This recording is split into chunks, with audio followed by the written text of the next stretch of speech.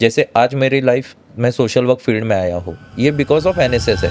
NSS के तो आप लीडर थे, तो एनएसएस के माध्यम से आपको अभी तक क्या क्या सीखने मिला? एनएसएस के माध्यम से मैं नेशनल लेवल तक के कैंप को जाके आया हूँ। तो वहाँ पे भी लीडर ही थे कि? नहीं, एज अ पार्टिसिपेंट। देखो, लीडरशिप तो स्किल्स आपके डेवलप्ड होते रहते हैं, बट आपको जो अपॉर्चुनिटी है वहाँ पे जाके सीखने की, वो बहुत ज़रूरी है। बट इंडिया में तो ऐसा है कि चाहे कोई भी फील्ड हो या छोटे से छोटा कोई व्यवहार भी हो या कुछ किसी का कमाई का जरिया हो, वहाँ पे भी पॉलिटिक्स खेली जाती है। हाँ, मैं बोलता हूँ ना, हमारे डीएनए में पॉलिटिक्स है। हाँ, बट जहाँ तक हमने देखा है कि बात इंडिया की और अगर अदर कंट्रीज़ का अगर डिफरेंस लिया जाए तो चाहे वो पॉलिटिक्स हो चाहे एनी फील्ड हो, वहाँ पे दोनों में बहुत डिफरेंस आते हैं।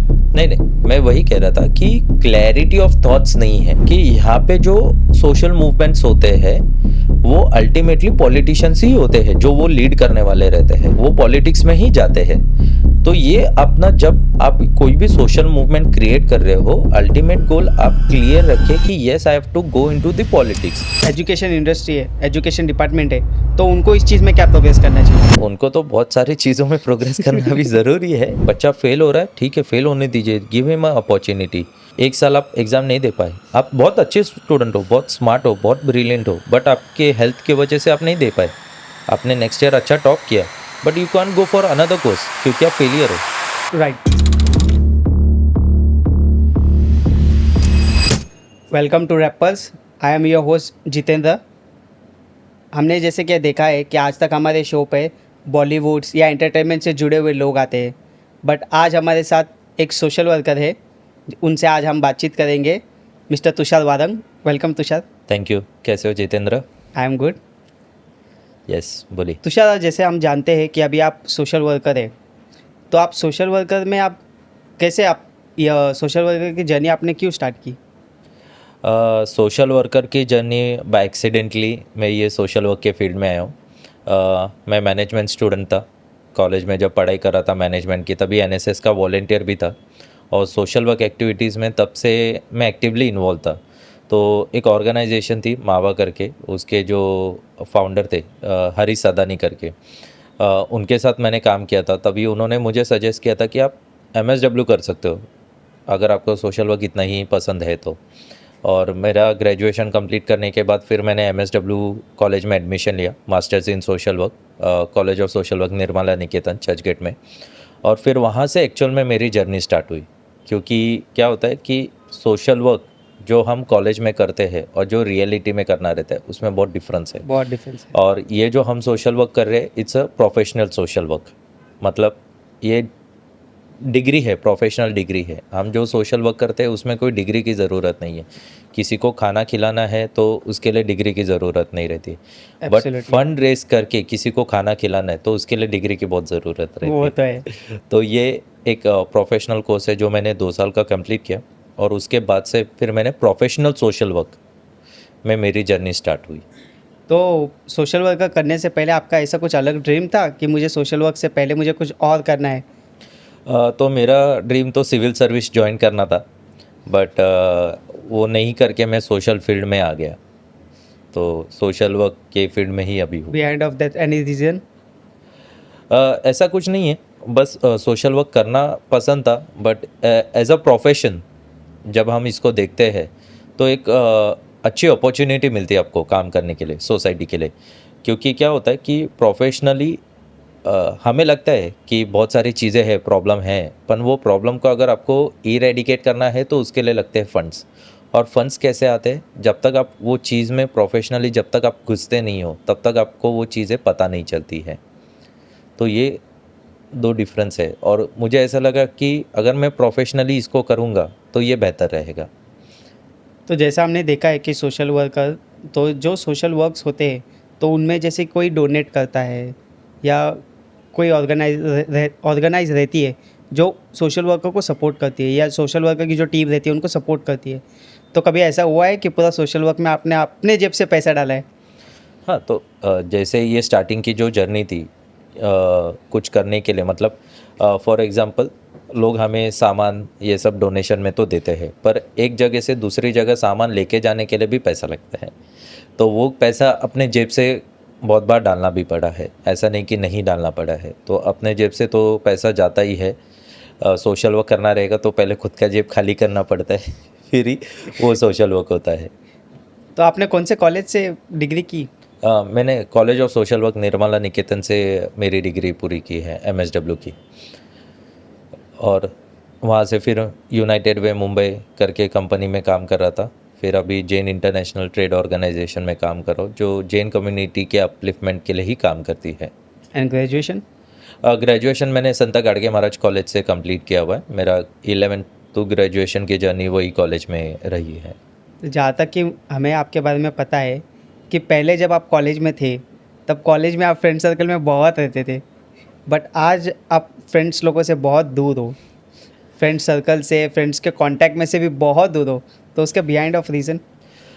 ऐसा कुछ रीज़न नहीं कि किसी से दूर हो गए, बट बहुत सारे काम ऐसे आ जाते हैं कि you have to be over there. दोस्तों को क्या है, वो तो ज़िंदगी भर मिलते रहेंगे, पर उस समय अगर वो चीज़ काम करने के लिए वहाँ पे नहीं पहुँचा तो वो वापस से अपॉर्चुनिटी नहीं मिलेगी। क्योंकि अपॉर्चुनिटी सिर्फ एक बार मिलती है, दोस्त तो ज़िंदगी भर रहते हैं। मतलब एक बार कमाई हुई दोस्ती वो ख़त्म नहीं होती है। कुछ समय उनके साथ नहीं बिताए तो वो दोस्त ख़त्म नहीं हो जाते, बट वो जो अपॉर्चुनिटी अगर हम उसको ग्रैब नहीं किए तो वो अपॉर्चुनिटी आपको वापस से नहीं मिलती। तो ऐसे बहुत सारे अपॉर्चुनिटीज़ थे जिस वजह से मैं दोस्तों से ज़्यादा कांटेक्ट में नहीं हूँ, बट हाँ उनके नंबर्स है सेव, कभी कभार कॉल आते हैं, होती है बातें। नहीं ऐसी नहीं, सोशल मीडिया के माध्यम से भी कनेक्टेड हूँ दोस्तों के साथ। जैसे कि आपको पता होगा कि हमारे होस्ट और आपके दोस्त परशुराम वसामनी, उसके बारे में आप क्या बोलना चाहोगे? अ, बहुत मेहनती लड़का है, उसने भी बंदे ने MSW किया हुआ है इग्नो से। फील्ड चेंज हो गई है भाई की, बट वो जो हिसाब से प्रोग्रेस कर रहा है वो बहुत बढ़िया है। कैसे डाउनफॉल तो बहुत आते हैं, उसने डाउनफॉल भी बहुत देखे हुए, बट वो करियर में अपने जैसे ग्रोथ ले रहा है, वो बहुत बढ़िया है। और ऐसे ही उसको अच्छी ग्रोथ मिले, यही अपेक्षा है। तो मैं जानना चाहूँगा कि कॉलेज लाइफ के कुछ इंटरेस्टिंग किस्से। कॉलेज लाइफ मैंने में तो सुना है कि एनएसएस लीडर भी थे। हाँ, NSS लीडर भी था। कॉलेज में बहुत सारे किस्से हुए थे। एक किस्सा तो ऐसा था कि मतलब हमारे कॉलेज का एक अच्छा ग्रुप था। बहुत सारे लोग थे उसके अंदर, एक 7 से 8 लोग तो थे हम लोग। और मतलब ऐसा था, ग्रेजुएशन का लास्ट ईयर था और ऐसा समय था कि मतलब बोलते हैं ना गोल्डन पीरियड, वो वापस नहीं आ सकते। College life and school life वो वापस हाँ, कभी वो नहीं तो आते, वापस कभी नहीं आ ना सकते, पर आएंगे। ना आएंगे। पर वो गोल्डन पीरियड था।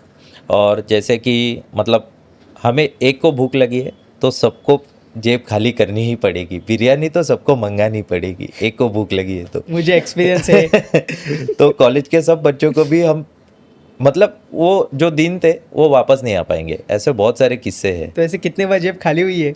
बहुत बार जेब खाली हुए, हमारी साथ साथ दूसरे बच्चों की भी जेब खाली की। हमें खाना है पर दूसरों को भी पैसे निकालने हैं। ये तभी सीनियर होने का इस्तेमाल हमने बहुत अच्छा किया था हमारे ग्रुप ने। और कॉलेज में ऐसा कोई इंटरेस्टिंग किस्सा जो बहुत यादगार था? कॉलेज में मेरा मिस्टर यूनिवर्सिटी वाला कंपटीशन, क्योंकि कॉलेज ने फर्स्ट टाइम वो कंपटीशन में पार्टिसिपेट किया था। मुंबई यूनिवर्सिटी का यूथ फेस्टिवल था और पूरे 8.5 से कॉलेज में से हमारा भी एक कॉलेज है जिसने पार्टिसिपेट किया था, and I was one of them participant. बहुत टफ कंपटीशन था, बट एक साल वो कंपटीशन पूरा चलता रहा ओवरऑल यूनिवर्सिटी लेवल पे, और मिस्टर यूनिवर्सिटी टाइटल हमारे कॉलेज के लिए मिला। वो दैट्स नाइस। मुझे एक लगता है कि एक इंटरेस्टिंग बात है कि फर्स्ट टाइम कोई कॉलेज ने पार्टिसिपेट किया रहेगा और फर्स्ट टाइम में इतना बड़ा अचीवमेंट मिला। और उसके बाद बहुत सारे रनर अप्स भी हमारे कॉलेज के बच्चे होते रहे। इट्स द एफर्ट्स बहुत बच्चों ने डाले हुए, बट वो एक है। और दूसरा ऐसा था कि 12th स्टैंडर्ड में SYJC में साइंस एग्जीबिशन ने फर्स्ट टाइम कॉलेज कॉमर्स ने पार्टिसिपेट किया था, कॉमर्स कॉलेज ने, and we won the first prize. और अपने कॉलेज ने, वो ग्रुप ने फर्स्ट प्राइज़ जीता था फर्स्ट टाइम साइंस एग्जीबिशन में। और वार्ड लेवल से डिस्ट्रिक्ट लेवल कंपटीशन भी गए थे। तो ये ऐसे दो किस्से जो कभी नहीं भूल पाऊंगा कि कॉलेज के बच्चों ने फर्स्ट टाइम पार्टिसिपेट किया और वो जीते भी।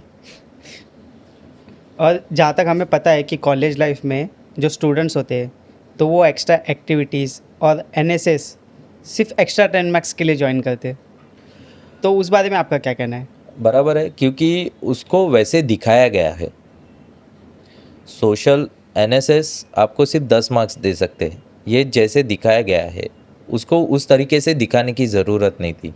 एनएसएस के माध्यम से आपको इतने अच्छे फील्ड में एक्सपोजर मिलता है जितना आपको मिलेगा नहीं, टू बी वेरी फ्रैंक।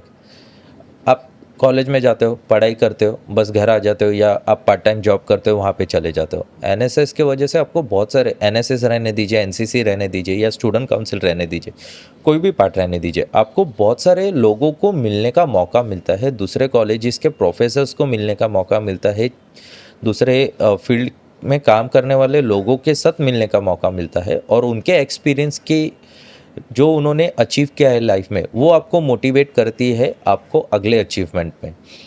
तो ये बहुत समझना ज़रूरी है, क्योंकि क्या है ना कि रियलिटी चेक जो रहता है ना, ये आपको एनएसएस या एनसीसी वाले फील्ड ही आपको दे सकते हैं। सिर्फ उसको क्या है कि वो एक यूनिवर्सिटी के जो नॉर्म्स है कि हाँ, आपकी इतनी स्ट्रेंथ होनी चाहिए, आपको इतने बच्चों ने डायरी भरना चाहिए, अगर ये बच्चे इतना करेंगे तो उनको 10 मार्क्स दे देंगे, सिर्फ हमें एनएसएस एक्टिव रखना है कॉलेज में, उस हिसाब से जो रेस चालू है उसके वजह से वो प्रोजेक्ट किया गया है। पर मुझे नहीं लगता कि उसको वैसे प्रोजेक्ट करने की ज़रूरत है।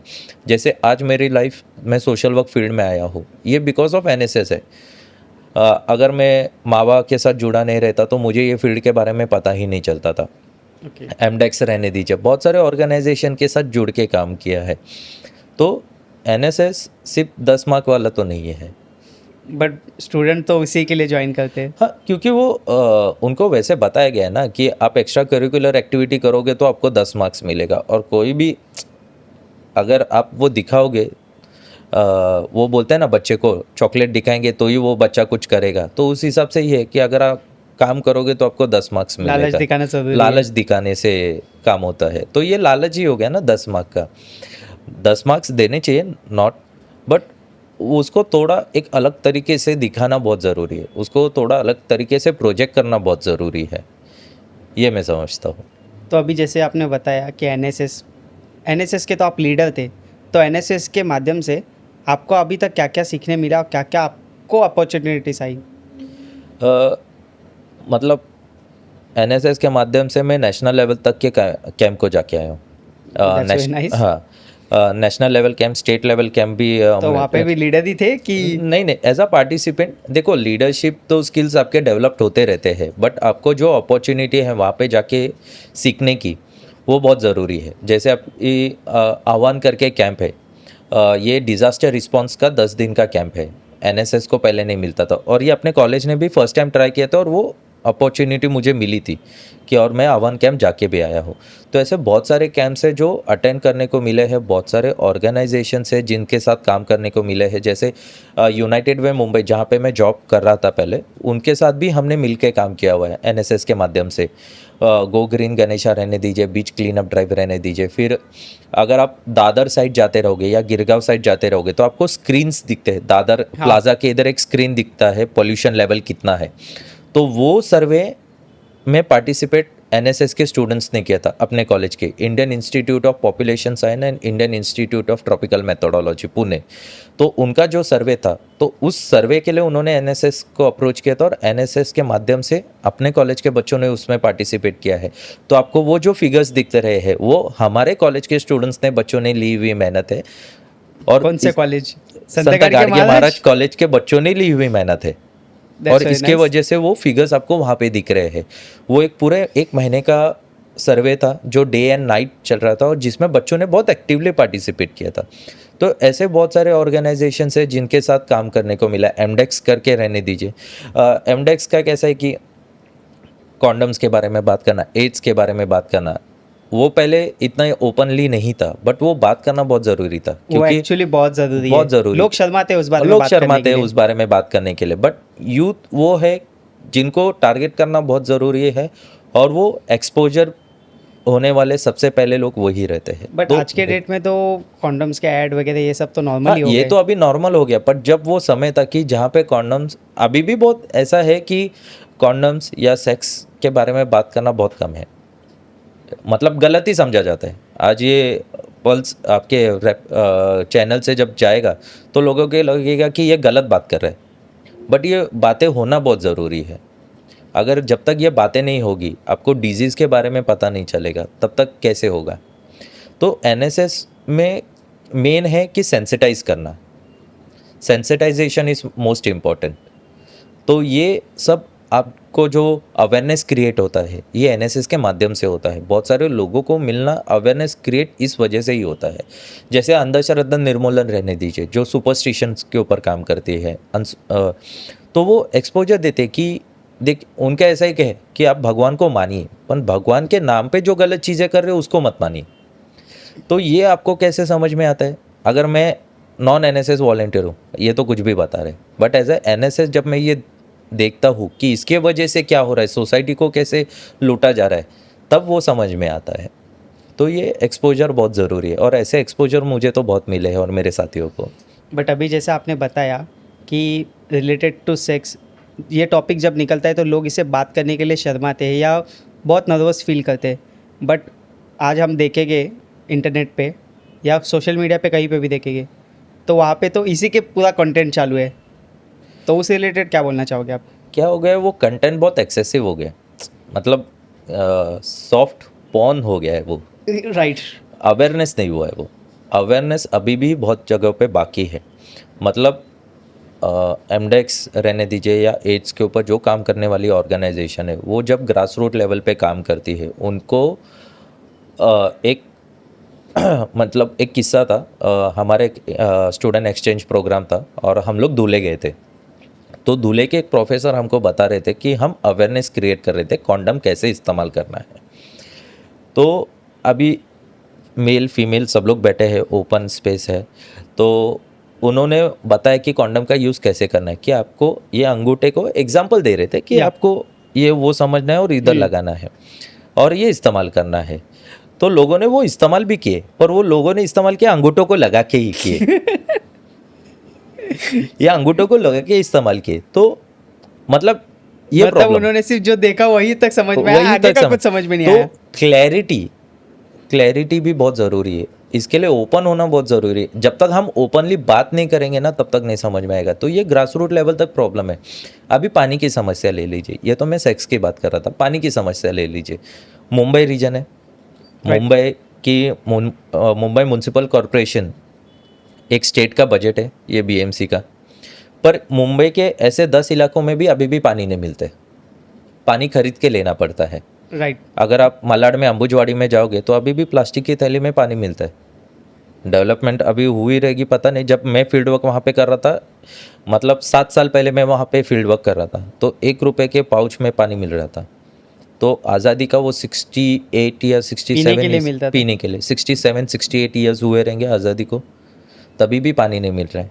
आप मेलघाट में चले जाइए, मालेगांव के साइड, वहाँ पे माल न्यूट्रिशन का प्रॉब्लम बहुत ज़्यादा है।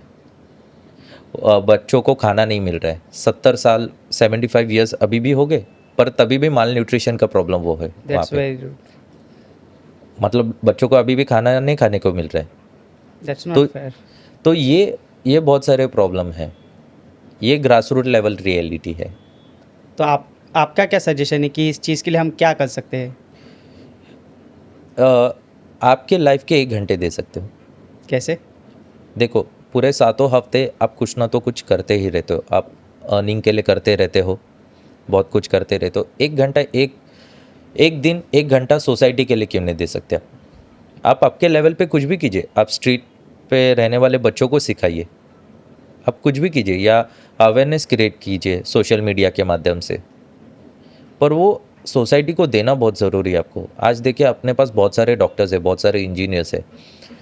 ऐसा नहीं है कि हमारे यहाँ पे प्रॉब्लम्स ख़त्म नहीं हो सकते। एग्जांपल लीजिए, मुंबई में आज 5,000 डॉक्टर्स हैं, तो 5,000 डॉक्टर्स मिलके रूरल पार्ट में जा सकते हैं कि नहीं? अगर जाएंगे तो आई गेस कोई भी डिजीज़ वहाँ पे नहीं रह सकती। 1 घंटा तो भी वो दे सकते। सब है ना, पैसे के पीछे भाग रहे।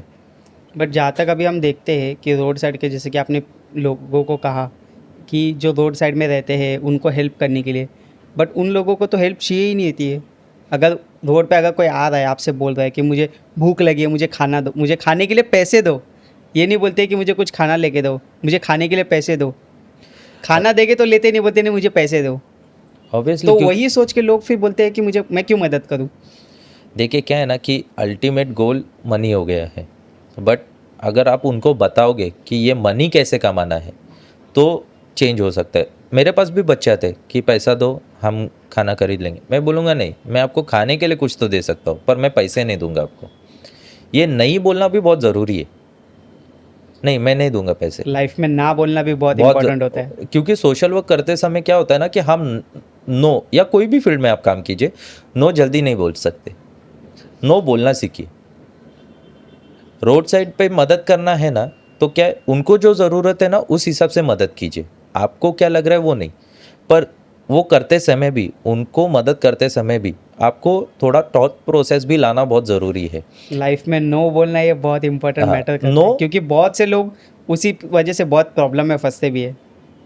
और दूसरा है कि लोगों ने वो नो एक्सेप्ट करने को भी आना चाहिए कि अगर आज सामने वाला नो बोल रहा है तो हम उस चीज़ को एक्सेप्ट करें, लेकिन लोगों को वो नो हजम भी नहीं होता है, हम ऐसे Yes. बोल सकते हैं। नो हजम भी नहीं होता है क्योंकि हमें, हाँ देखते कर लेंगे, कोशिश उनको करेंगे इसे। आदत लग जाती है कि नहीं, मैं इससे ये एक्सपेक्टेशन कर रहा हूँ, तो सामने वाले ने मुझे वो चीज़ देनी हम ही सबसे चाहिए ही या करना चाहिए। एक्सपेक्टेशंस करते हैं। बट हम अगर सब, नो बोला तो उसमें भी बहुत हम तकलीफ छोटे होती है। बच्चा जो अब तक पैदा भी नहीं हुए उससे भी एक्सपेक्टेशंस करते हैं। हम तो अभी तो बोल सकते हैं, बात कर सकते हैं, हम तो पेड़ों पौधों से भी एक्सपेक्टेशंस करते हैं कि अभी आज मैंने ये पेड़ लगाया, 10 साल के बाद ये मेरे को आम देगा, अगर उसने नहीं दिया तो मेरी मेहनत पूरी वेस्ट। तो हमारे एक्सपेक्टेशंस बहुत बढ़ गए हैं लिविंग थिंग्स के साथ, तो वो बहुत ज़रूरी है, वो समझ के लेना बहुत ज़रूरी है। तो जैसे कि हमने देखा है कि मोस्ट ऑफ जो सोशल वर्कर रहते हैं वो सोशल वर्क करते करते पॉलिटिक्स में घुस जाते हैं, तो उस बारे में आप क्या बोलना चाहोगे। ज़रूर जाना चाहिए पॉलिटिक्स में, सोशल वर्क करते करते पॉलिटिक्स में जाना चाहिए अल्टीमेट। पर ये आपका थॉट प्रोसेस रखना, क्लियर रखना बहुत ज़रूरी है कि आपको सिर्फ सोशल वर्क ही करना है या पॉलिटिक्स में जाना है। So what do you think, what is the difference between in social work and politics. ठीक है, आपको कुछ मूवमेंट्स के बारे में बताता हूँ, जो सोशल मूवमेंट्स कहा जाता है। फॉरेन कंट्रीज़ में कोई भी स्टूडेंट्स की मूवमेंट होती है कुछ करने के लिए, तो वो सक्सेसफुल क्यों होती है और इंडिया में सक्सेसफुल क्यों नहीं होती? कभी सोचा आपने इसके बारे में? क्योंकि वहाँ पे उनका गोल ये रहता है कि हमें ये सिर्फ चीज़ें चाहिए, I don't want to enter into politics. और जब इंडिया में कोई भी आंदोलन होता है, वो पर्सन का अल्टीमेट गोल वो पॉलिटिक्स में ही दिखता है। हाँ, पर जहाँ तक हमने देखा है कि बात इंडिया की और अगर अदर कंट्रीज़ का अगर डिफरेंस लिया जाए, तो चाहे वो पॉलिटिक्स हो चाहे एनी फील्ड हो, वहाँ पे दोनों में बहुत डिफरेंस आते हैं। नहीं नहीं, मैं वही कह रहा था कि क्लैरिटी ऑफ थॉट्स नहीं है। क्योंकि क्या है कि यहाँ पे जो सोशल मूवमेंट्स होते हैं वो अल्टीमेटली पॉलिटिशियंस ही होते हैं, जो वो लीड करने वाले रहते हैं, वो पॉलिटिक्स में ही जाते हैं। तो ये अपना, जब आप कोई भी सोशल मूवमेंट क्रिएट कर रहे हो, अल्टीमेट गोल आप क्लियर रखें कि yes I have to go into the politics. Reason behind is that, उसके पीछे का रीज़न ये है, जब तक आप वो ओहदे पे जाके बैठते नहीं या जब तक आप वहाँ पे जाते नहीं, तब तक आप चेंज नहीं कर सकते। क्योंकि रास्ते पे बैठ के चिल्लाना एक अलग बात है, वहाँ पे जाके बैठ के लोगों के लिए काम करना एक अलग बात है। India is a very beautiful country कि आपको पॉलिटिक्स में इजीली एंट्री मिल सकती है। हाँ। In foreign countries you can't enter into easily into politics. That's right. और इंडिया में कोई भी बच्चा पैदा हो, उसके डीएनए में पॉलिटिक्स होता है। Every one is a politician over here. तो आप देखिए अदर कंट्रीज़ में भी इंडियन जो रह चुके हैं, जिनके फोरफादर्स इंडियंस है, they are the politicians over there. But India में तो ऐसा है कि चाहे कोई भी फील्ड हो या छोटे से छोटा कोई व्यवहार भी हो या कुछ किसी का कमाई का जरिया हो, वहाँ पे भी पॉलिटिक्स खेली जाती है। हाँ, मैं बोलता हूँ ना, हमारे डीएनए में पॉलिटिक्स है। तो बाय डिफ़ॉल्ट यस, जो सोशल वर्क करते हैं वो पॉलिटिक्स में जाना ज़रूरी है, क्योंकि आपको वो फील्ड के बारे में नॉलेज है। क्योंकि जो बंदा वहाँ पे बैठा है उसको वो फील्ड के बारे में नॉलेज नहीं रहेगी और आपको नॉलेज है, तो आपको जाना बहुत ज़रूरी है। You have to clear with your thoughts कि मुझे रास्ते पे रहना है कि मुझे वहाँ पे जाके लोगों के लिए काम करना है। ये क्लैरिटी ऑफ थॉट्स कभी कभार नहीं रहती और देनी भी बहुत ज़रूरी है। आप जिनके साथ मिलके काम कर रहे हो उनको क्लैरिटी ऑफ थॉट्स देनी भी बहुत ज़रूरी है दैट्स राइट। कि yes I am thinking future to go into politics because I need to make this changes, then people will love it. क्या होता है That's कि true. हम लोगों को अंधेरे में रखते हैं। हम नहीं बताते कि हमको पॉलिटिक्स में जाना है, नहीं हमारा कोई ऐसा सोच विचार नहीं है, ऐसा नहीं है, वैसा और नहीं है, अचानक सामने आ जाते हैं। और अचानक सामने आ जाते हैं, तो वो ट्रस्ट भी टूट जाता है। लोगों का ट्रस्ट भी वो इंसान के ऊपर से टूट जाता है। तो अभी जैसे कि मैंने आपको बताया कि सोशल वर्कर वर्क करते करते पॉलिटिक्स में जा रहे हैं, तो क्या आपका भी कुछ ऐसा विचार है? हाँ हाँ ज़रूर, क्योंकि क्या है कि कितने दिन तक रास्ते पे रह के झगड़ा करोगे। मैं एक लाइफ में देखिए कैसा है कि मैंने आपको मेलगार्ड का एग्जांपल बताया, माल न्यूट्रिशन, बच्चों को खाने के लिए नहीं मिल रहा है, या कोई भी प्रॉब्लम रहने दीजिए, इसका मूल कारण सोशल वर्कर ही है। अगर मैं सोशल वर्क कर रहा हूँ, मैं कोई कैंपेन रन कर रहा हूँ, समझे पानी, ये गांव में पानी नहीं मिल रहा है, या मैं माल न्यूट्रिशन के लिए काम कर रहा हूँ, 20 साल तक मैं वही युद्ध करते रहूँ कि माल न्यूट्रिशन पे ही मैं काम कर रहा हूँ और मेरा बिजनेस चल रहा है। लॉजिक नहीं है ना, मुझे कुछ तो वो प्रोजेक्ट में चेंज करना ही पड़ेगा ना। That's right. मैं कितने दिन रास्ते पे रह के काम करूँगा? पॉलिसी लेवल पे तो पॉलिसी बनना ज़रूरी है ना, कि इनको खाना ये समय पे मिलना चाहिए, ये डेली बेसिस पे इनको डाइट मिलना चाहिए। ये कब होगा? तो वो बट जब तक मैं वहाँ पे जाके नहीं बैठूँगा तब तक नहीं होगा। बट अभी हम जैसे देखते हैं कि सोशल वर्कर जो होते हैं, उनका काम होता है कि वो सोशल वर्क करते हैं, बट बहुत से लोग ऐसे होते हैं जो फ्रॉड होते हैं। जैसे कि हम प्लेटफॉर्म पे देखते हैं, तो प्लेटफॉर्म पे वहाँ पे ऊपर के ब्रिज पे रहते हैं कि हम यहाँ पे हम डोनेशन का काम कर रहे हैं, हम सोशल वर्क कर रहे हैं, हमें पैसे दे दो। बट इस बारे में तो हमें पता ही नहीं होता कि वो पैसे एक्चुअल में जिनको नीड है उनके पास पहुँच भी रहे हैं या नहीं पहुँच रहे। तो ये है, ये एक बड़ा प्रॉब्लम है।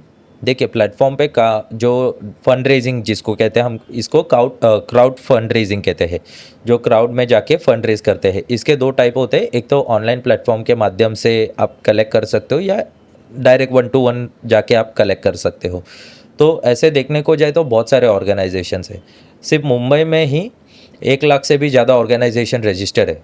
मुंबई में अगर बात करने को जाए तो 1 लाख से भी ज़्यादा एनजीओज़ है हमारे पास। मतलब हर एक गली में 100 से भी ज़्यादा एनजीओज़ है अपने पास, ऐसे रजिस्टर्ड है। तो क्या होता है कि आप किस हिसाब से जेन्युइन हो, वो आपको लोगों को बताना बहुत ज़रूरी है, क्योंकि बहुत बार ऐसे भी हुए कि फ्रॉड केसेस हुए, इसके वजह से लोग यकीन नहीं रखते हैं। मतलब आप मुझे कुछ तो दे रहे हो डोनेशन के लिए इन टर्म्स ऑफ कैश, और आपका दूसरा फ्रेंड मुझे कुछ काइंड में दे रहा है, या कोई और पर्सन मुझे काइंड में दे रहा है। आपने लाइक पैसे, ऑनलाइन। हाँ, जैसे आप पैसे मुझे उसी चीज़ के लिए दे रहे हो, और उसने बंदे ने भी सामान ही मुझे दिया है, तो मैं क्या करूँगा, वो सामान डिस्ट्रीब्यूट करूँगा, उसको भी फ़ोटो भेजूँगा, आपको भी फ़ोटो भेजूँगा, और आपने दिए हुए पैसे मेरे जेब में। तो ये बहुत बार हुआ है, इसके वजह से ये ट्रस्ट फैक्टर लोगों में बहुत हुआ है। दूसरी चीज़ है, आपको कम्युनिकेशंस रखना बहुत ज़रूरी है।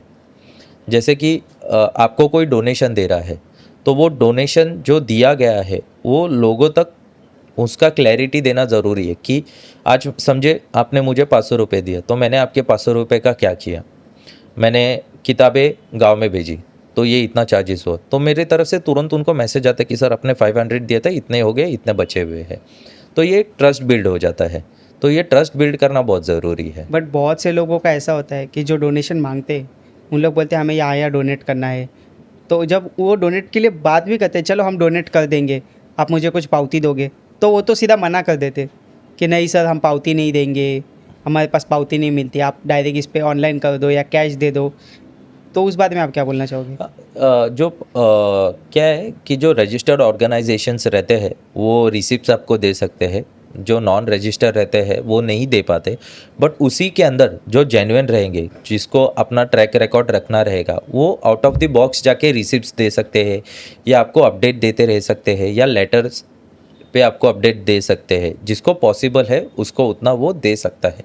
कोई कोई ऑर्गेनाइजेशंस को वो पॉसिबल नहीं होता, बट वो जेन्युइनली काम करते हैं, क्योंकि आज रजिस्ट्रेशन की फ़ीस भी इतनी नहीं परवड़ पाती किसी को भी, एक ऑर्गेनाइजेशन रजिस्टर करने के लिए भी। और इतने ऑर्गेनाइजेशंस हैं देश में अपने, तो आप क्या जेन्युइनली, आप कौन सा आउट ऑफ द बॉक्स जाके काम करने वाले हो? आप काम तो उसी चीज़ के लिए कर रहे हो। एक ऑर्गेनाइजेशन, ऐसे 10 ऑर्गेनाइजेशन है जो एजुकेशंस के लिए काम कर रहे हैं, तो आप क्या अलग से करने वाले हो? वो आप कौन सा तरीका इस्तेमाल कर रहे हो, वो भी लोगों को समझा के देना बहुत ज़रूरी है। बट अभी जैसे मैंने आपको बताया, तो मोस्ट ऑफ ये जो फंड रेज करने का काम करते हैं, उसमें मोस्ट ऑफ कॉलेज स्टूडेंट्स होते हैं। हाँ, क्योंकि कॉलेज के बच्चों को अप्रोच किया जाता है, उनको सैलरी मिलती है, उसमें से कुछ अर्निंग्स होती है, इसके वजह से वो अप्रोच किए जाते हाँ, बट हैं। अगर वो कॉलेज स्टूडेंट्स है, वो बोलते हैं कि हम कॉलेज की तरफ से, but they don't wear I card, so how we can trust them? देखिए क्या क्या रहता है कि ऑर्गेनाइजेशन चलाना इतना आसान नहीं होता है, कोई भी ऑर्गेनाइजेशन। तो वो क्या करते हैं कि स्टूडेंट वॉलेंटियर्स को मोबिलाइज करते हैं।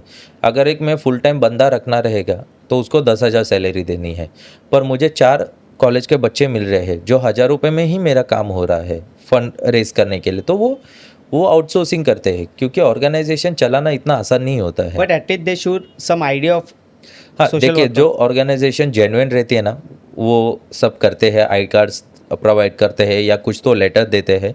जो नहीं कर पाते तो फिर उसके ऊपर डिपेंड करता है। क्योंकि अगर आई कार्ड रहेगा प्रॉपर तो लोगों को भी ट्रस्ट होता है कि बराबर है। नहीं, ये इस सोशल वर्कर से है, ये सोशल वर्कर इस फील्ड से है, या ये उनका ऑर्गेनाइजर है। बट कोई कोई तो बताता भी नहीं है, और कोई कोई फेक भी पहनते हैं। तो उस बारे में आप क्या कहना चाहोगे? आपको उसके बारे में चेकिंग करना बहुत ज़रूरी है। क्या होता है कि आप डोनेशन तो दे रहे हो, बट डोनेशन कैसे जा रहा है, किस हिसाब से जा रहा है, आपको वो चेक करना भी बहुत ज़रूरी है। मीन्स मैं 1 रुपये दे के आप 10 रुपये भी दे रहे हो या 1 रुपये भी दे रहे हो, you have that right to keep a track record कि आपने क्या किया। बट कैसा होता है कि अभी हम स्टेशन से अगर प्लेटफॉर्म पे कोई रहता है, तो ट्रेन आती है, ट्रेन के लिए लोगों की भागदौड़ बहुत स्पीड में होती है कि भाई ट्रेन आ रही है, मुझे भागना है, ट्रेन आ रही है, मैं पटक से जाता हूँ, ट्रेन पकड़ना है मुझे। तो उसी बीच में ये लोग आते हैं कि सर आपका 2 मिनट मिलेगा, आपका 1 मिनट मिलेगा। तो लोग क्या करते हैं कि टाइम नहीं है ज़्यादा, दे दिया और निकल गया। तो वो कैसे बैकअप ले देखिए पाएंगे? क्या है ना कि वो 2 मिनट मतलब ट्रेन के लिए, उससे अच्छा आप सोच के दो, मतलब आप समय ले लो।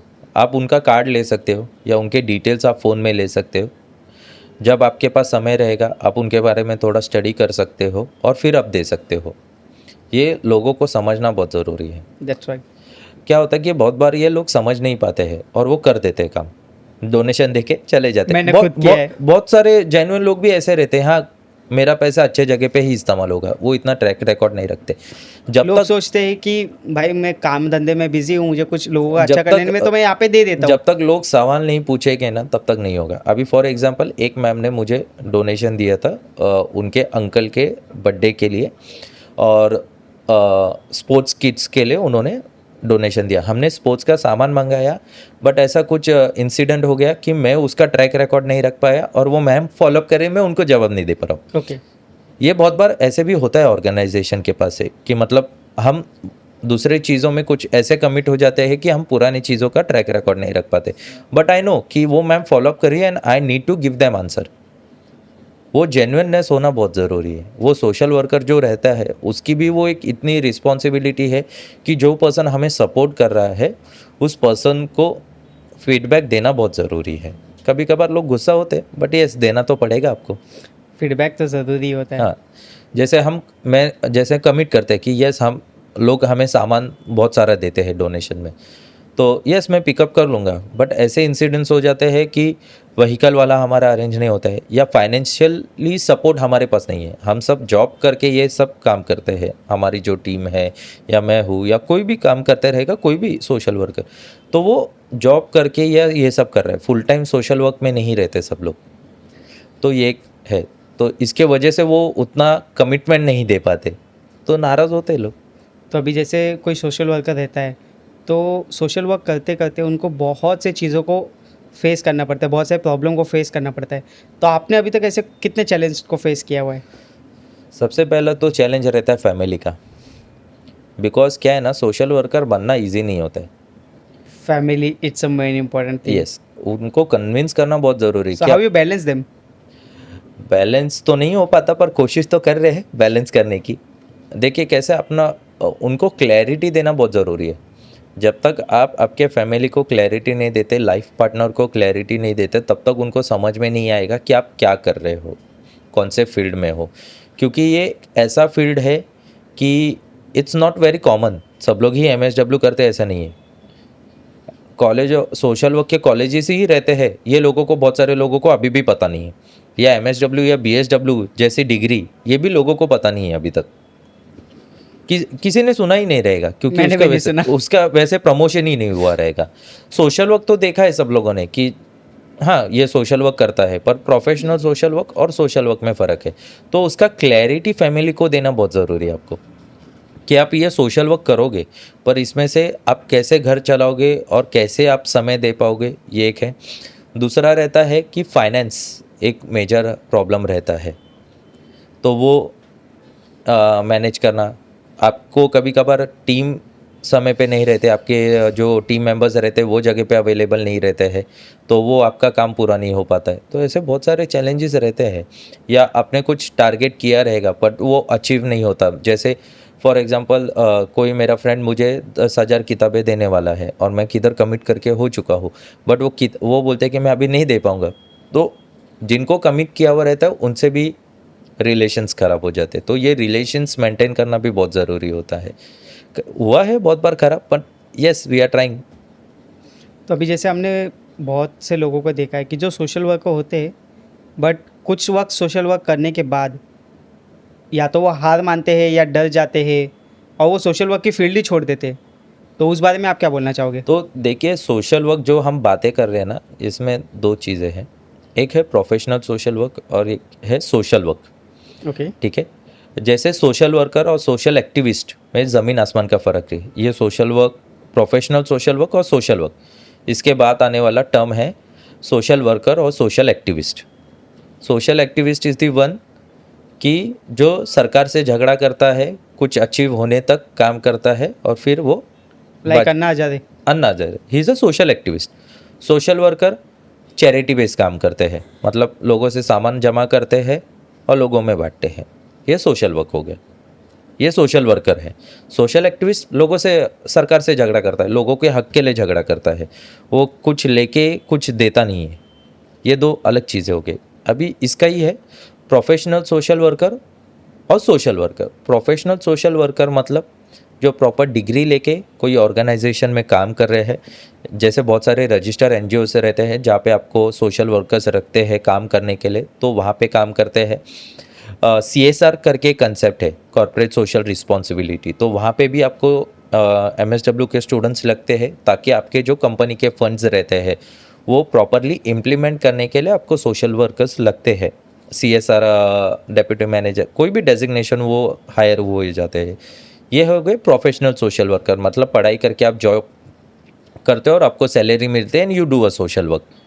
और दूसरा है social worker which is non professional, मतलब आप सोशल वर्क करना चाहते हो, लाइक जैसे इंडिविजुअल। लाइक इंडिविजुअल जिसने ग्रेजुएट नहीं किया है, ग्रेजुएशन नहीं किया है सोशल वर्क के फील्ड में, जस्ट उसको सोशल वर्क करना है, इसके लिए वो कर रहा है, मतलब कॉलेज से मोटिवेट होकर वो सोशल वर्क करना चाहता है और वो सोशल वर्क कर रहा है। At a certain point of time वो शादी हो जाती है उसकी, उसके कमिटमेंट्स आ जाते हैं, या फाइनेंशियली वो खुद को इतना सपोर्ट नहीं कर पाता कि वो सोशल वर्क करे या अपनी फैमिली को समझे। एट द एज ऑफ 35 लोग फैमिली आपको संभाल सकती है, 35 साल के बाद घर वाले भी बोलेंगे तू भाई तेरा देख ले, हमसे तो नहीं हो पाएगा। हमसे नहीं हो पाएगा। तो ये बैलेंस करना है ना, बैलेंस करना किसी किसी को जम नहीं पाता है, और ये बैलेंस के वजह से क्या होता है कि फिर वो फील्ड में से बाहर हो जाते हैं, सोशल वर्क करना बंद कर देते हैं और उनके प्रायोरिटीज़ चेंज होते हैं। तो ये बहुत डिफरेंस है। तो ये जो वॉकआउट होने वाले सोशल वर्कर्स है, they are the non professionals, क्योंकि उनके कमिटमेंट्स कुछ अलग हो जाते हैं। वो समय पे, वो समय में वो सोसाइटी के लिए कमिटेड रहते हैं, बट टाइम एंड टाइम फिर उनके प्रायोरिटीज़ चेंज हो जाते हैं, सब चीज़ें चेंज हो जाती है, तो वो वैसा है। तो अभी जैसे आपने बताया कि लोगों को, मोस्ट ऑफ लोगों को MSW के बारे में पता नहीं है, तो आप बता दीजिए। MSW और BSW, bachelors in social work और मास्टर्स इन सोशल वर्क, ये प्रोफेशनल डिग्री है। जैसे आप BCom करते हो, BMS करते हो या MBA करते हो, फाइनेंस BAF करते हो, तो ये वैसा है, बैचलर्स इन सोशल वर्क और मास्टर्स इन सोशल वर्क। और ये इसके बहुत कम कॉलेजेस हैं, पूरे ऑल ओवर इंडिया में भी है। जैसे अभी टॉप 10 में से एक TISS है, Tata institute of social science, फिर निर्मला निकेतन ऑफ सोशल वर्क कॉलेज है, फिर बेंगलोर में है कॉलेजेस, ऐसे बहुत से, अजिम प्रेम जी है जो आपको सोशल वर्क का देते हैं। तो इसमें आपको कंटेम्प्रेरी सोशल मूवमेंट्स, प्रोफेशनलिज्म्स क्या होता है, ये प्रोफेशनल सोशल वर्क और सोशल वर्क में डिफरेंस क्या है, ये आपको सब हिस्ट्री समझाई जाती है, ज्योग्राफी समझाई जाती है। इसमें बहुत सारा हिस्ट्री जुड़ा हुआ है ये सोशल वर्क करने के लिए भी, जो इंडियन नहीं है, नॉन मतलब अदर कंट्रीज़ का भी इसमें आपको डेटा पढ़ाई सिखाई जाती है। फिर कंटेम्प्रेरी सोशल मूवमेंट्स के बारे में आपको बताया जाता है कि मूवमेंट्स जो नर्मदा बचाओ, चिपको आंदोलन, ये सब सोशल मूवमेंट्स है, उसके बारे में स्टडी बताई जाती है कि ये कैसे हुए, फिर इसका सक्सेस क्या है। और फॉरेन कंट्रीज़ का बताया जाता है आपको, फिर डिफरेंसेस बताए जाते हैं। तो ये सब प्रोफेशनली आपको सिखाया जाता है। फिर आप फंड रेज कैसे कर सकते हो, फिर प्रोजेक्ट प्रपोजल बनाना, किसी के पास से फंड लेना है तो उसके लिए आपको प्रोजेक्ट प्रपोजल बनाना ज़रूरी। तब प्रपोजल बनाते समय कौन से पॉइंट्स ध्यान होने चाहिए, कैसे आप वो टारगेट करोगे, कौन से ग्रुप के लिए आपको काम करना ज़रूरी है, कौन सबसे ज़्यादा वल्नरेबिलिटी है, सबको ज़्यादा ज़रूरत किसको है। तो ये सब आपको वहाँ पे सिखाया जाता है। और फिर उस अकॉर्डिंग आप खुद की एनजीओ खोल सकते हो या जॉब कर सकते हो फॉर मोर एक्सपीरियंस, क्योंकि पढ़ाई से दिल नहीं भरता, आपको एक्सपीरियंस जब तक आपको नहीं होगा तब तक आप कुछ नहीं कर पाओगे।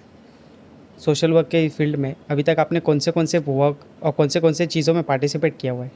तो जैसे मैंने जॉब के बारे में बताया, मैं यूनाइटेड वे मुंबई के साथ जुड़ा हुआ था। फिर उसके बाद मैं अभी जीतो में हूँ, काम कर रहा हूँ वहाँ पे, जो लेडीज़ विंग का काम है वो देख रहा हूँ। उसके अपार्ट मैं टीम परिवर्तन, हमारे एक ग्रुप है यूथ लोगों का, जिसमें नॉन MSW बैकग्राउंड वाले भी बच्चे हैं जो हम काम कर रहे हैं। फिर हमारी एक ऑर्गेनाइजेशन है जिसका नाम है अंगोड़ी चिगोड़ी।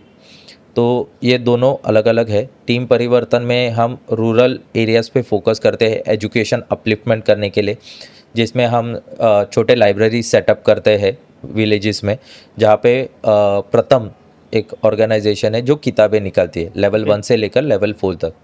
मतलब जिसको पढ़ाई में इंटरेस्ट नहीं है, बच्चों को पढ़ाई में इंटरेस्ट जगाने के लिए उनके लेवल से, लेवल 1 रहता है, पिक्चर्स बड़े रहते हैं, शब्द कम रहते हैं, तो बच्चों को इंटरेस्ट आता है, फिर लेवल 2 पे जाते हैं। तो ऐसे किताबें हम देते हैं ताकि बच्चों की पढ़ाई में इंटरेस्ट बनी रहे। फिर उसके बाद कुछ हम नॉवेल्स हैं जो स्कूल्स 10th स्टैंडर्ड के स्कूल्स तक देते हैं, ताकि इंग्लिश लर्निंग बच्चों को आती रहे। क्योंकि मुंबई में या सिटीज़ में कोई भी किताबें इजीली अवेलेबल रहती है, आप पढ़ सकते हो, बट रूरल पार्ट में उतना इजीली चीज़ें अवेलेबल नहीं हो Right. पाती हैं। तो वो एक है। फिर एजुकेशन स्टेशनरीज डिस्ट्रीब्यूट करते हैं हम लोग, वो एक पार्ट है। मेडिकल कैंप्स ऑर्गेनाइज करते हैं। वीट भट्टी जो अभी ईंटें बनाते हैं, वो जी। कामगारों के साथ भी हमारा काम चलते रहता है। तो आप भी उनके साथ ईंट बनाते हो? नहीं, ईंट नहीं बनाते, बट वहाँ पे हम विजिट रहता है हमारा, कुछ ना तो कुछ डिस्ट्रीब्यूशंस हमारा चालू रहता है। उसी के साथ हम स्पोर्ट्स में भी काम कर रहे हैं टीम परिवर्तन के माध्यम से। ग्रामीण भाग में जो बच्चे हैं जो स्पोर्ट्स से हम जुड़े हुए हैं, जैसे स्मैश रैकेट रहने दीजिए, बॉल बैडमिंटन, रॉकेट बॉल है, ये सब जो गेम्स है ये बहुत पुराने गेम्स है जिसको किसी को पता ही नहीं है। तो वो हम बच्चों को उसके बारे में बताते हैं, उनको ट्रेनिंग देते हैं और उनको नेशनल्स तक लेके जाते हैं। क्या है कि नेशनल्स तक पहुंचने के लिए बहुत मेहनत लगती है, पर हमारे माध्यम से जितना हो सके उतना हम बच्चों को स्पोर्ट्स में इन्वॉल्व करके लेते हैं। ये एक पार्ट हो गया हमारे टीम परिवर्तन का। दूसरा है हमारे अंगोड़ी चिगोड़ी, जिसमें हम सेव वाटर और सेव ट्रीज़ के ऊपर अवेयरनेस करते हैं पानी बचत के लिए। उसमें हमारे एक ऐसा एक कैंपेन है, नेल फ्री ट्री कैंपेन, मतलब जो पेड़ों पे खिले लगे हुए रहते हैं वो निकालते हैं, उसके बारे में अवेयरनेस दैट्स करते वेरी हैं। नाइस।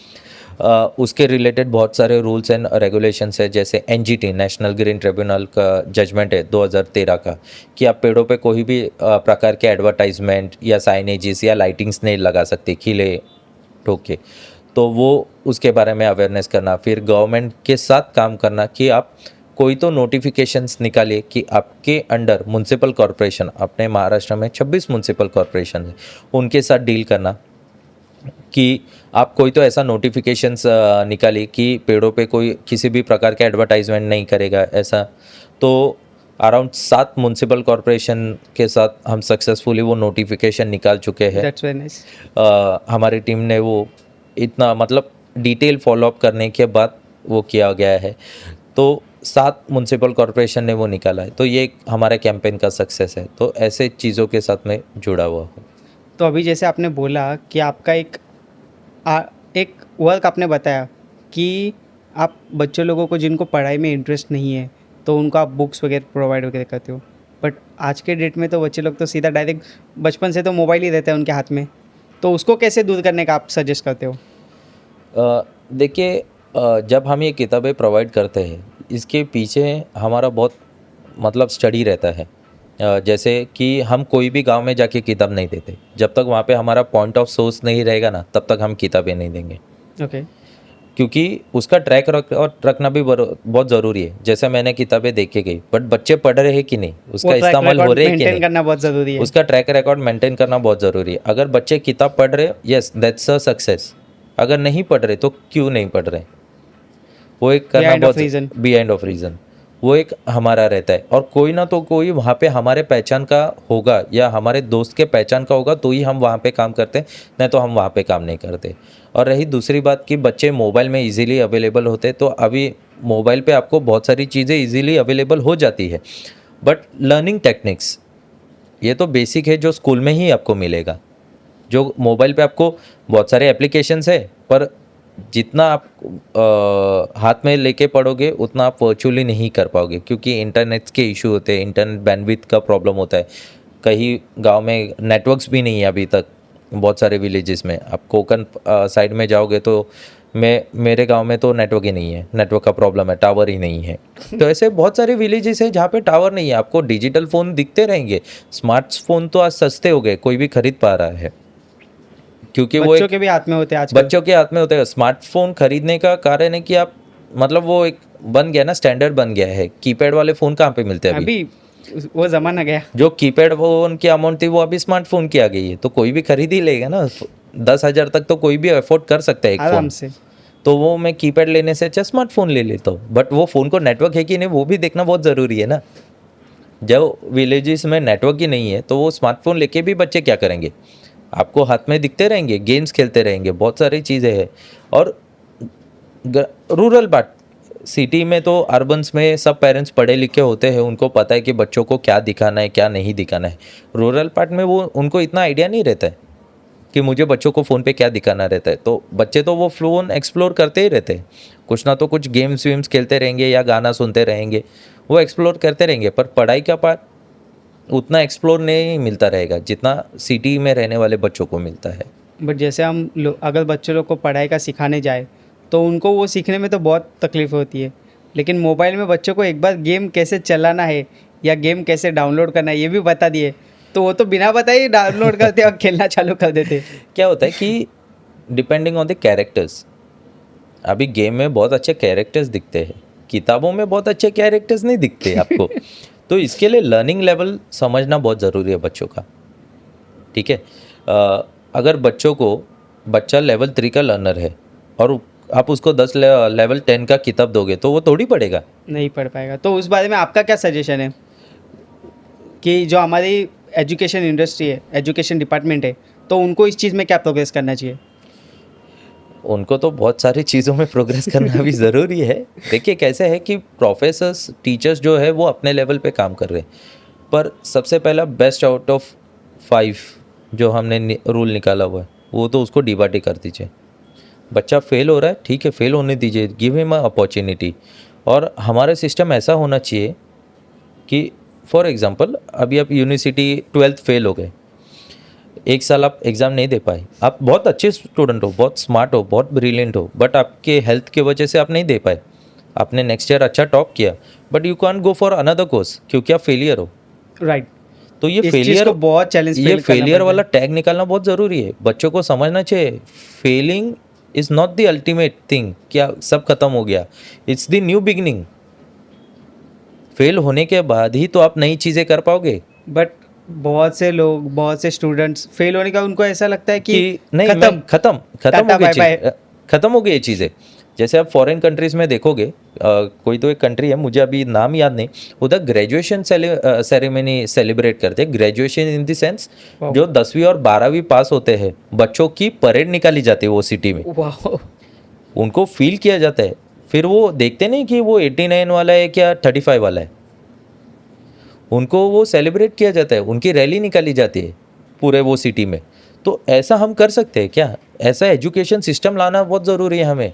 अरे 35 is not a problem, 97 is also not a problem. 97 आपकी कैपेसिटी आपने लाई, 35% आपकी कैपेसिटी आपने लाई, बट आपको एजुकेशन सिस्टम ही वैसा लाना पड़ेगा ना. 35 वाले को भी इक्विवेलेंट अपॉर्चुनिटी मिलनी चाहिए. क्यों नहीं जा सकता वो डॉक्टर के लिए?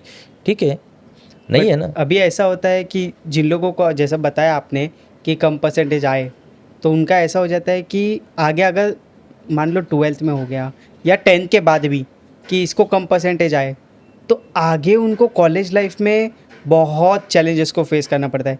ये 35% है, 40% है, नहीं हमारे कॉलेज में नहीं चाहिए, तो ये मेरे कॉलेज में 70 80 तो 90% के अपर वाले को ही मैं लूँगा. ये सिस्टम बदलना बहुत ज़रूरी है ना. ये सिस्टम नहीं बदल पा रहे हैं हम. और ये कब बदलेगा? जब मेरे जैसे थिंकर जो रहेंगे, जब तक वो वहाँ पे नहीं जाएंगे तब तक नहीं बदलेगा ना.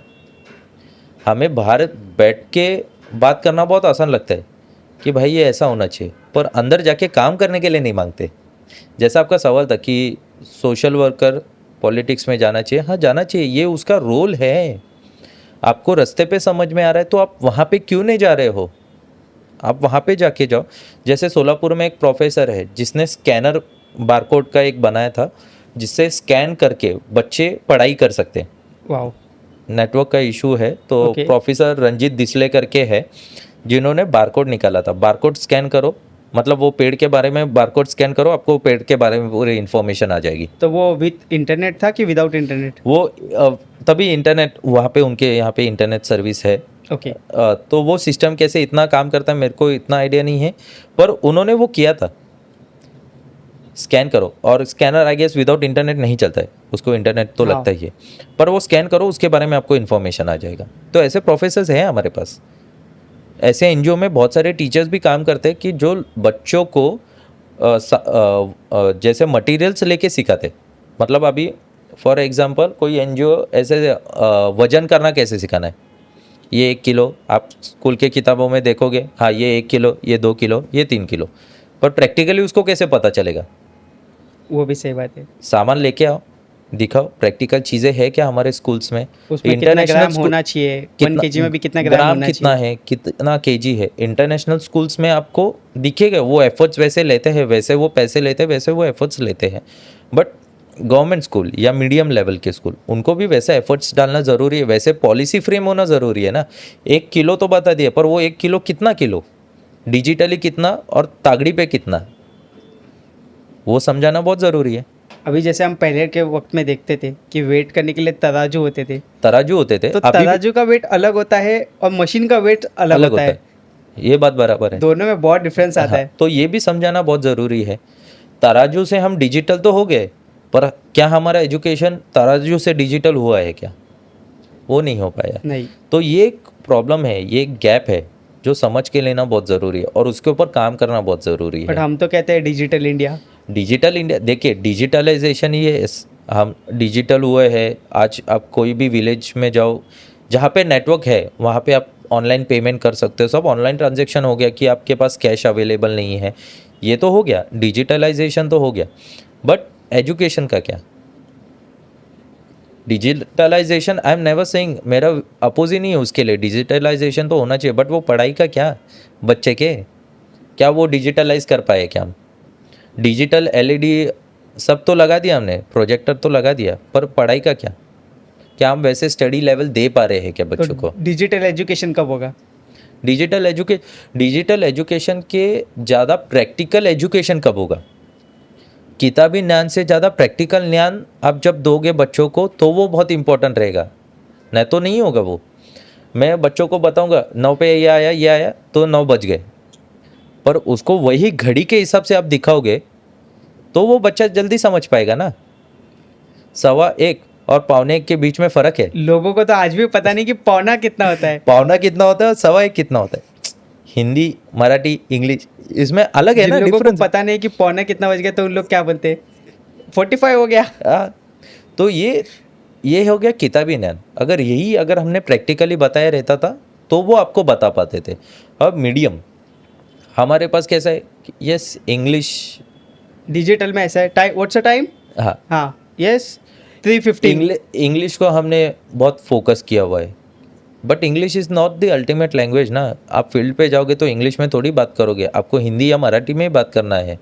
आप थोड़ी गाड़ी वाले को बोलोगे excuse me brother please give me a side, नहीं भाई जरा बाजू में होना, मेरी गाड़ी इट्स आवर निकालनी। नेशनल लैंग्वेज हाँ, आफ्टर तो ऑल। या मराठी में बात करोगे स्टेट लैंग्वेज में, तो ये इंग्लिश की भी जो शक्ति है, ये जो बैरिकेड्स है ना, इसके ऊपर काम करना बहुत ज़रूरी है। अगर इसके ऊपर काम नहीं करेंगे ना तो प्रॉब्लम सॉल्व नहीं होगी। बट जैसे अभी आपने बताया कि डिजिटल लोग इंग्लिश में ज़्यादा बात करना प्रेफर करते हैं, बट अगर कहीं पे कुछ प्रॉब्लम आती है ट्रैफिक पुलिस वाले, तो इनके वक्त तो फिर मराठी बोलते हैं। मराठी या भाजी हिंदी- वाले से बात करते समय मराठी, मावशी याला कमी करा। ये तो है, ये है, बट इसके ऊपर काम करना बहुत ज़रूरी है। ये मैं कहना चाहता हूँ कि हम किताबें दे रहे ताकि बच्चों को इंटरेस्ट लेवल आ जाए, पर हम वो एकदम एक्सट्रीम लेवल पे भी नहीं कर सकते हैं। उसके लिए पॉलिसी लेवल पे काम करना बहुत ज़रूरी है, जो नहीं हो रहा है, जो होने की बहुत ज़रूरत है, ऐसा मुझे लगता है। तो जैसे पहले हम स्कूल में जाते थे तो हमारे पास टेक्स्ट बुक होते थे, अलग अलग नोट्स बुक होते थे, उसकी भी अलग अलग साइज़ वगैरह होती थी। बट अभी तो अभी सीधा तो बैग का वजन ही बढ़ गया है। नहीं, अभी तो वजन नहीं बढ़ा है क्योंकि अभी तो आईपैड आ गए। देखो क्या है ना, कुछ स्कूल्स में जहाँ पे आईपैड आए हैं, ये इंग्लिश लेवल के मीडियम के स्कूल से, जहाँ पे पेमेंट्स सबसे ज़्यादा होते हैं, अच्छे लेवल के बच्चे सीख बट सकते हैं। आजकल तो गवर्नमेंट स्कूल में भी आईपैड आ गए, टैब्स आ गए हैं, बट टैब्स आ गए। टैब्स आ गए, बट बच्चों के बैग का वजन कम नहीं हुआ है। टैब्स तो आ गए, वो बैग का वजन कम हो गया, बट बैग का वजन कम नहीं हुआ। हाँ, बैग का वजन कम नहीं हुआ ना आपके। किताबें, 2 किताबें कम हुई रहेगी, पर हम पूरी तरह से डिजिटलाइज नहीं हो गए ना। टैब आ गए, टैब में तो पढ़ाई कर रहे हैं, बट एग्ज़ाम देना तो पेपर पे ही है ना, लिखना तो पेपर पे ही है, पेपर नोट्स पे ही है। बनाने तो किताब में ही है। तो वो वजन नहीं कम हुआ है अब तक आपके, तो वो वजन भी कम होना बहुत ज़रूरी है। कि सोशल वर्कर को एज अ करियर देखा जा सकता है क्या? हाँ बिल्कुल, बिकॉज बहुत से लोग बोलते हैं कि सोशल वर्क करना ये बहुत फिजूल का काम है, या तो जिनके पास ज़्यादा पैसे हैं सिर्फ वही लोग कर सकते हैं।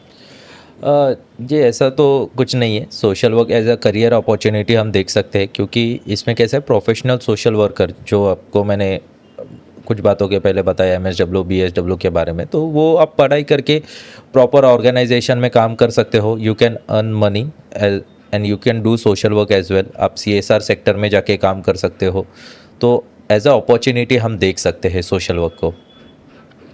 तो एज अ करियर हाँ हाँ, करियर बिल्कुल, आपको अच्छा अपॉर्चुनिटी मिलेगा। CSR, बहुत सारे कंपनियों के CSR रहते हैं, उसमें आपको काम करने की अपॉर्चुनिटी मिल सकती है। बहुत सारे NGOs है जिसमें काम करने की आपको अपॉर्चुनिटी मिल सकती है। तो as a career, yes definitely you should look at social work. तो अभी जैसे आप सोशल वर्कर हो, तो किसी गवर्नमेंट पॉलिसी लेवल पे आपने काम किया है जहाँ पे आपने लॉ एंड सिस्टम को चेंजेस किया है? लॉ एज सच बड़ा चेंजेस नहीं किया है, बट येस गवर्नमेंट लेवल पे काम किया है। जैसे मैंने आपको नील फ्री ट्री कैंपेन के बारे में बताया था कि 7 म्यूनसिपल कॉरपोरेशंस ने अब तक नोटिफिकेशन निकाले कि पेड़ों के ऊपर खिले नहीं मारने चाहिए, ये सब। फिर दूसरा एक था कि जो जानवर जिनकी डेथ हो चुकी है, तो उनके लिए शमशान भूमि, दफन भूमि मांगने की जो मांग थी, वो हमने 26 म्यूनसिपल कॉरपोरेशन के साथ मांग की थी। तो तो पूरी उसमें से हुई? हाँ, बहुत सारे म्यूनसिपल कॉरपोरेशन ने मतलब किसी म्यूनसिपल कॉरपोरेशन ने डंपिंग ग्राउंड की यहाँ पे जगह अलॉटमेंट की जहाँ पे एनिमल्स को आप दफन कर सकते हो। नवी मुंबई म्यूनसिपल कॉरपोरेशन एक थी कि जिन्होंने अलग से एक बजट पास किया था और वो सीमेंट्री एनिमल्स के लिए बनाने वाले थे। पनवेल म्यूनसिपल कॉरपोरेशन भी अच्छे से फॉलोअप कर रहा था कि हम कैसे इसको कर सकते हैं। पुणे में एक प्रॉपर फैसिलिटी है जहाँ पे आप एनिमल्स को बंद कर सकते हो। मुंबई में दादर में वो फैसिलिटी है। तो ऐसे अच्छी बहुत बात है। सारी म्यूनसिपल कॉरपोरेशंस ने अच्छा सपोर्ट किया था। उसी के साथ में BST के साथ भी फॉलोअप किया था मैंने कि सीट बेल्ट इस्तेमाल करना बहुत ज़रूरी है मुंबई बसेस। और उस दरमियान BST बसेस ने भी सीट बेल्ट इस्तेमाल करना चालू किया था। बहुत अच्छा रिस्पॉन्स BST और पुलिस डिपार्टमेंट से आया था, अवेयरनेस क्रिएट की थी। क्योंकि क्या है कि अगर सीट बेल्ट एक नॉर्मल पर्सन 4 व्हीलर चला रहा है तो उसको सीट बेल्ट कंपलसरी है। कंपलसरी है। तो BST बस ड्राइवर्स को क्यों नहीं, क्योंकि उनके भी तो लाइफ होती है। तो हाँ। ये रूल बहुत ज़रूरी है इम्प्लीमेंट होना। तो गवर्नमेंट हो या पर्सन खुद प्राइवेट हो, तो वो रूल फॉलो करना बहुत ज़रूरी है। तो BST बस के ड्राइवर्स ने रूल्स इम्प्लीमेंट किए थे, यूज़ करना चालू किए था। तो उस वक्त ऐसा था क्या कि जो बीएसटी के जो बस ड्राइवर थे उनके पास सीट बेल्ट ही नहीं था या वो वेयर नहीं जो करते थे? पुराने बसेस थे जिसमें सीट बेल्ट की फैसिलिटी नहीं थी, गवर्नमेंट ने उसमें बीएसटी डिपार्टमेंट ने वहाँ वो पे फीचर्स ही नहीं दिया था। फीचर्स अरेंज किए थे, और जो बसेस है वहाँ पे उन्होंने ड्राइवर्स को सेंसिटाइज किया सीट बेल्ट इस्तेमाल करने के लिए, और उन्होंने इस्तेमाल करना भी चालू किया था। तो ऐसे है चीज़ें जहाँ पे गवर्नमेंट लेवल के साथ काम करके गवर्नमेंट काम करती है, क्योंकि कैसे आपकी नीयत सही हो ना तो लोग आपको मदद करते हैं। कैसे है कि वो ऑफिसर के अंदर भी इंसानी जिंदा है, इसके वजह से वो आपका काम होता है। ऐसे तो बहुत सारे ऑफिसर्स हैं जो नहीं करना चाहते, पर उसके अंदर इंसानी जिंदा है, इसके वजह से आपका काम होता है, और आपकी इरादे सही होने चाहिए। तो अभी जैसा मैंने आपको पिछली बार पूछा था कि जो एनजीओज़ होते हैं, जो सोशल वर्कर्स होते हैं या एनजीओज़ जो होते हैं, तो उसमें बहुत सारे एनजीओ ऐसे होते हैं जो उस वक्त तो एक्टिव होते हैं, लोग देखते हैं, लोग उसमें फ़ंड रिलीज़ वगैरह करते हैं, फ़ंड पे करते हैं, तो सामने से वो एनजीओज़ भी अच्छा रिस्पॉन्स दिखाते हैं। बट बाद में ऐसा हो जाता है कि वो एनजीओ अचानक से बंद पड़ जाती है, वो स्कैम हो जाता है, फ्रॉड में चली जाती है वो। तो उस बारे में आप क्या बोलना चाहोगे? क्या होता है कि ये सब जो स्कैम है ना, हम एनजीओज़ का ट्रैक रिकॉर्ड नहीं रखते। कैसे है कि कोई भी एनजीओ देखने के पहले अगर वो रजिस्टर है या नहीं, ठीक है, रजिस्टर है तो कहाँ पे रजिस्टर है, रजिस्ट्रेशन नंबर होता है। जो ऑर्गेनाइजेशन मतलब जैसे मेरी टीम परिवर्तन, रजिस्ट्रेशन होने के पहले से ही हम काम कर रहे थे। बट हमारा एक था कि हमारा सोशल मीडिया का पेज है, आप वो देख सकते हो, वहाँ पे हमारे सब डिटेल्स अपडेटेड है करके। लोगों को तभी भी लग सकता था कि आप जेन्युइनली काम कर रहे हो कि नहीं। तो ये लोगों को ट्रैक रिकॉर्ड रखना भी, आने फॉलोअप लेना, चेक करना कि यस ये एनजीओ जेन्युइनली काम कर रही है कि नहीं, कितने सालों से काम कर रही है, कैसे काम कर रही है। आप क्रॉस चेकिंग भी कर सकते हो, लोगों को क्रॉस चेक करना भी बहुत ज़रूरी है। हमारा ऐसा रहता है कि जब कोई हमें डोनेशन देता है तो हम लोगों को बोलते हैं कि आप भी हमारे साथ जुड़ सकते हो, आप भी वहाँ पे आ सकते हो डोनेशन करने के लिए।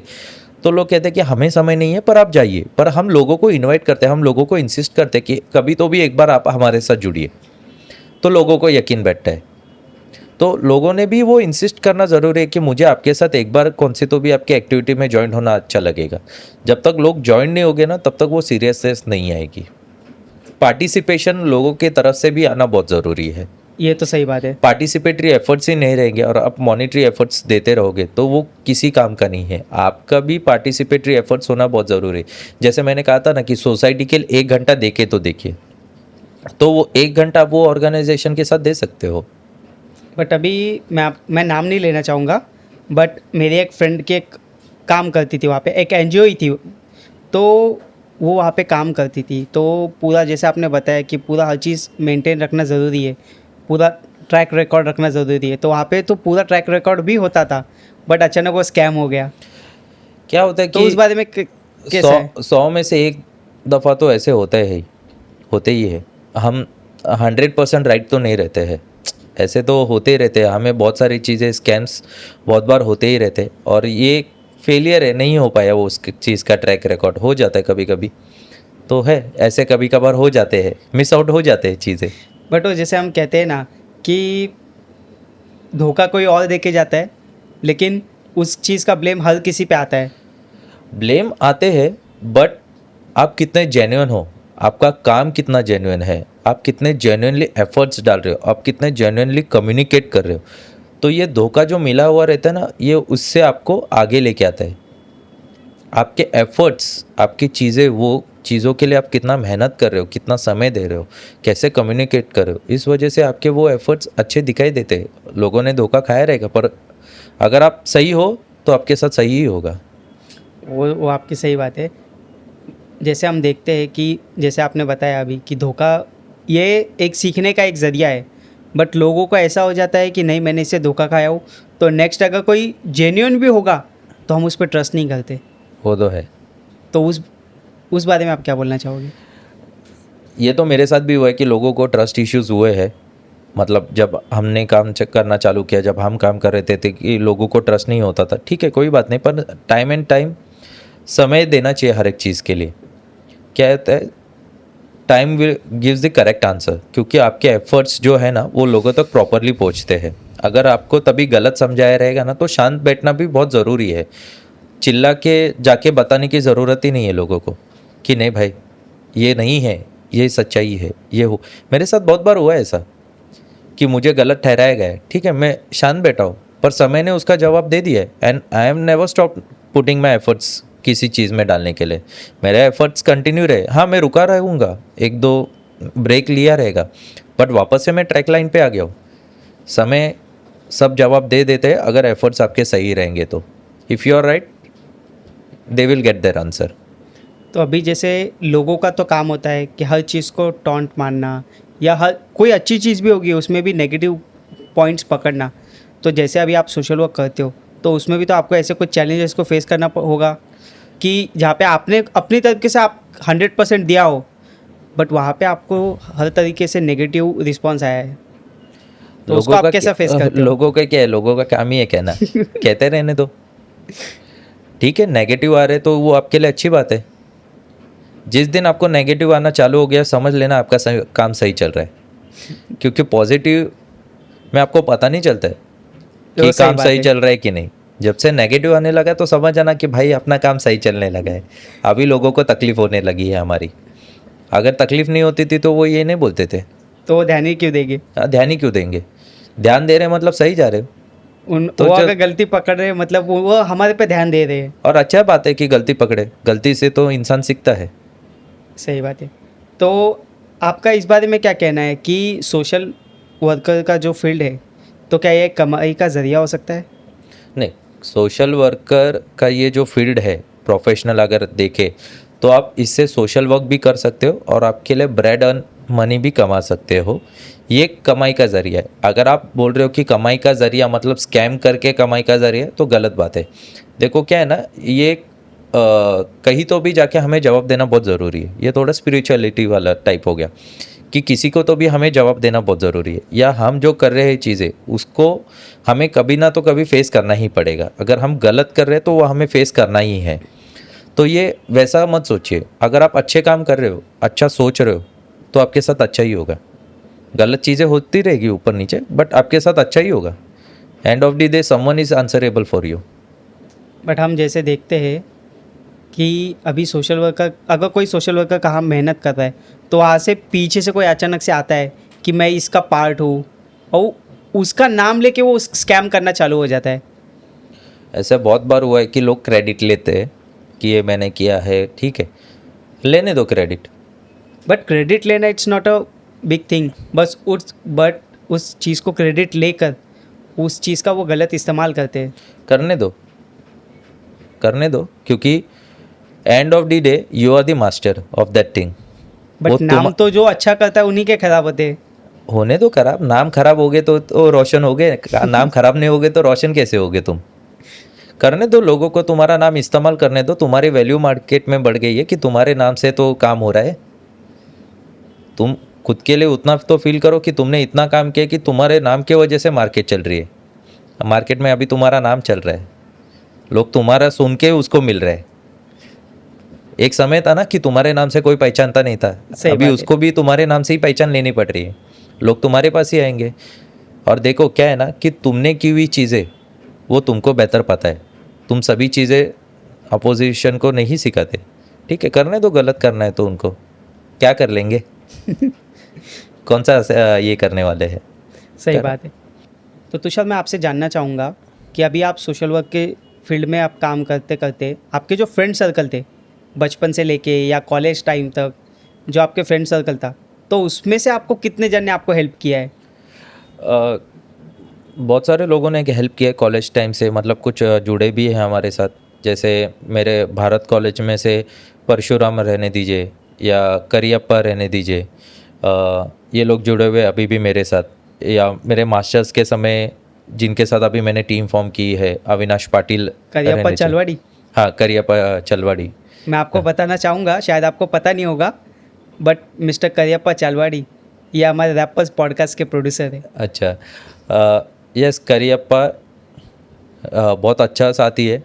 बहुत मतलब हमारे सर के ऑर्गेनाइजेशन है कायदा निवागा लोक चळवळ, जिसमें हम संविधान के ऊपर ज़्यादा फोकस करते हैं और करियप्पा उस माध्यम से मेरे साथ जुड़ा था। एक Zomato boy, delivery boy Parshuram ने मिलाया था उसको यानी कि मुझे। वो स्ट्रगलिंग से आगे बढ़े। हाँ, स्ट्रगलिंग से आगे बढ़े।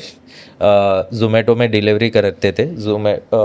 फिर उन्होंने खुद का एक होटल लाइन भी स्टार्ट किया था। नाइस। हाँ। हमें खुद को पता नहीं था ये सब बातें। एक बिज़नेस स्टार्ट किया था लॉकडाउन के समय, लॉकडाउन के बाद ही उसका खुद का बिज़नेस स्टार्ट किया था। फिर वो इतना चला नहीं, सक्सेस हुआ नहीं। फिर वापस से वो डिलीवरी, फिर उसने खुद के वापस से एक नए बिज़नेस स्टार्ट किया और अभी ये पॉडकास्ट का वो प्रोड्यूसर है। अभी अब मुझे पता चला आपके पास से, बट ये बहुत स्ट्रगल करके वो यहाँ तक पहुँचा है। वो रहने दीजिए, परशुराम रहने दीजिए, इन्होंने भी बहुत सारे स्ट्रगल फेस किए हुए हैं और स्ट्रगल फेस करने के बाद यहाँ पे आए हुए हैं। तो ऐसे बहुत सारे लोग जुड़े हुए हैं मेरे साथ, मेरे दोस्त। Thank you. तो तुषार, मैं आपसे ये जानना चाहूँगा कि आप लोगों को क्या संदेश देना चाहोगे? मैं लोगों को तो कुछ संदेश नहीं देना चाहता, क्योंकि लोगों को बेहतर पता है मेरे से ज़्यादा भी एक्सपीरियंस है, मेरे से ज़्यादा भी उनको नॉलेज है।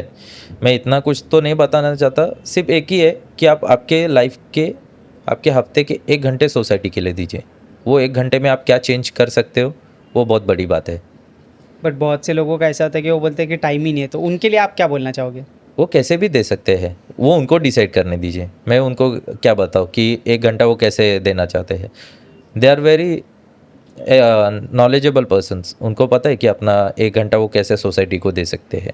कुछ भी काम कीजिए, ज़रूरी नहीं है कि फील्ड पे ही काम करना है, फील्ड के बाहर भी काम कर सकते हैं।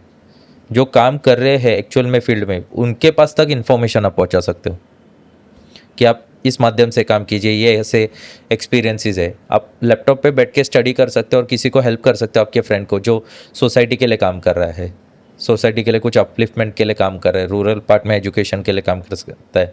तो उसको बताइए गवर्नमेंट पॉलिसी है, आप इसके माध्यम से कुछ तो करो। जैसे आपको हेल्प करना है वैसे करो, पर 1 घंटा सोसाइटी के लिए दो। That's very pretty things. हाँ, ये बहुत कॉमन चीज़ है। नज़रिया बदलो, देश बदलेगा। जब लोगों के थॉट्स बदलेंगे तभी तो देश बदलेगा। हाँ, नज़रिया बदलो, सोच बदलो, ऑटोमेटिकली चेंजेस आपको दिखेंगे। तो तुषार, आज आपको यहाँ पे आके कैसा फील हो रहा है? बहुत बढ़िया फील हो रहा है। बहुत सारी पुरानी यादें सोचनी पड़ रही है, लोगों के बारे में बताना पड़ रहा है, तो बहुत बढ़िया लग रहा है यहाँ पे आके।